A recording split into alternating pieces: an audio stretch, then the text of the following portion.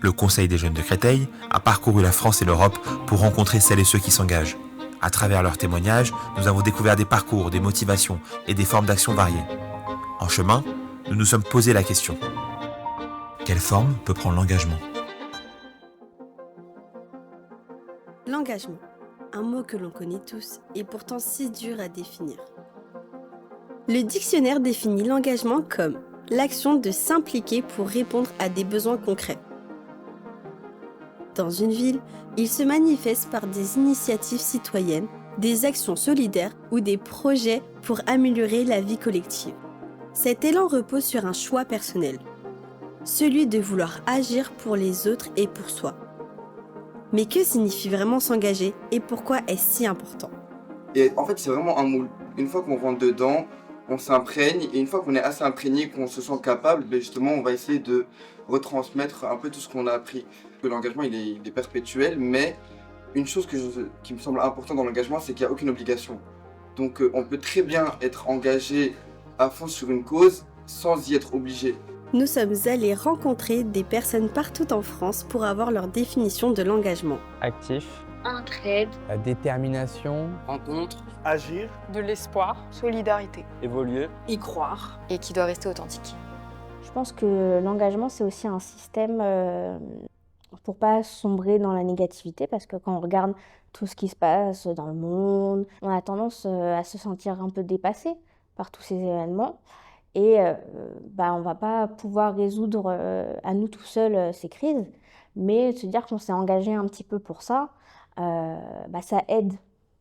Ça aide à pouvoir mieux appréhender la vie de tous les jours. C'est aussi enrichissant pour la société parce que, en vrai, il y a beaucoup de types d'engagement, notamment l'engagement bénévole. S'engager serait donc avant tout participer activement à la vie de sa communauté. Il apparaît que le nombre de jeunes engagés est souvent sous-estimé. En effet, plus de 3 jeunes sur 10 ont donné de leur temps bénévolement à des associations et 72% des 18-24 ans se déclarent globalement engagés. Personnellement, j'essaie de défendre ceux qui en ont besoin. Je fais des activités comme être à des conseils de discipline. C'est pas tout le temps génial. Conseil d'administration pour essayer d'avoir de droits supplémentaires pour les lycéens dans mon lycée. Même le plus petit des engagements, il est important. Ça montre qu'on est là, qu'on est actif, qu'on se bat pour ce qu'on aime et ce qu'on veut défendre, qu'on a des valeurs, des principes. Donc même le plus insignifiant, le plus petit engagement, c'est quelque chose de primordial. Voilà. La notion d'engagement inclut les engagements associatifs et politiques, syndicaux et aussi l'engagement sportif. En France, selon le gouvernement, le sport est le deuxième domaine d'engagement après l'action sociale et caritative avec plus de 3,5 millions de bénévoles. Est-ce que tu penses être engagé ? Plutôt, oui. Dans le cadre associatif, à voile, maintenant je suis salarié, mais je me suis bien engagé l'année dernière auprès de mon club de volley où j'ai fait coach bénévole pendant 1 an. Et dans toutes les activités sportives que j'ai pratiquées, je me suis engagé. Et à côté de ça, je peux avoir un engagement un petit peu militant ou ça peut arriver de faire des manifs. Qu'est-ce que l'engagement pour toi ? L'engagement, c'est aller au-delà de soi-même, c'est mettre ses propres compétences au service des autres et de causes plus grandes que soi. L'engagement peut-il prendre d'autres formes ? Le premier type d'engagement évoqué est souvent celui des associations caritatives et solidaires, notamment en raison des budgets qui leur sont alloués. Certaines, comme les Restos du Cœur, distribuent jusqu'à 170 millions de repas par an, tandis que d'autres, plus locales, mènent des actions comme des maraudes. Cependant, cette définition de l'engagement est-elle vraiment complète ? Comment tu t'engages dans la vie ? Comment je m'engage ? Il faudrait que je définisse déjà différents types, je pense, d'engagement. Il y a de l'engagement plutôt solidaire.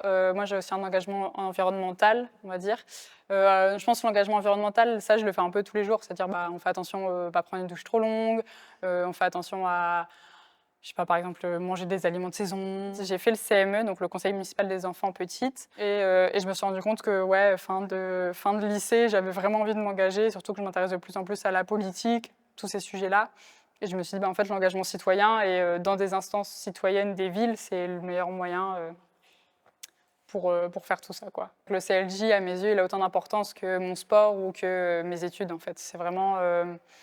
c'est un équilibre, en fait.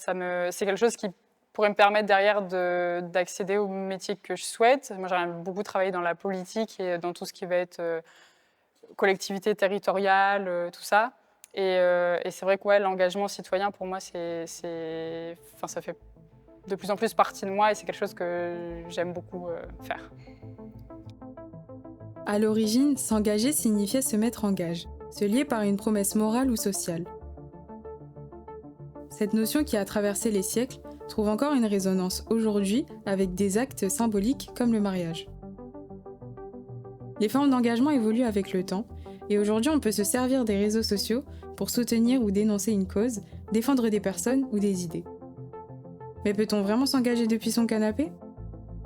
Au fil de nos rencontres, nous avons vu que cette question soulevait des débats et pas seulement entre des personnes de différentes générations, mais aussi entre nous.